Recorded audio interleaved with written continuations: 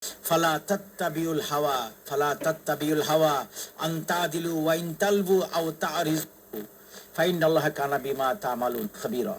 এই আয়াতের মধ্যে আল্লাহ তাআলা বলতেছেন, এটার অনুবাদ হলো, হে মুমিনগণ, তোমরা নিজের উপর প্রতিষ্ঠিত থাকো, আল্লাহর জন্য সাক্ষীদাতা হয়ে, সাক্ষ্যদাতা হয়ে, যদিও এটি তোমাদের নিজেদের কিংবা তোমাদের পিতা এবং তোমাদের আত্মীয়দের বিরুদ্ধে যাক না কেন। ধনী হোক, গরিব হোক, আত্মীয় হোক, অনাত্মীয় হোক, এদিকে ভ্রুক্ষেপ করা যাবে না, কেননা তোমাদের চাইতে আল্লাহ তাদের অধিক শুভাকাঙ্ক্ষী। অতএব ন্যায় বিচারে প্রবৃত্তির অনুসরণ করো না। আর তোমরা আল্লাহ রব্বুল আলামিন তোমাদের সকল কর্ম সম্পর্কে অবগত, এটি তোমরা জেনে রাখো। সূরা নিসা।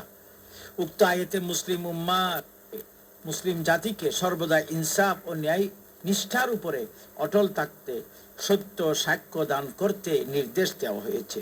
দুই প্রেরণ, আসমানি কিতাব অবতীর্ণ করার মূল উদ্দেশ্যই হলো মানব সমাজে ন্যায় ও ইনসাফের উপরে প্রতিষ্ঠিত রাখা। আল্লাহ তাআলা ইরশাদ করেন, লাকাদ আরসালনা রুসুলানা বিল বাইয়িনাতি ওয়া আনজালনা মাআহুমুল কিতাবা ওয়াল মিজান লিয়াকুমান নাসু বিল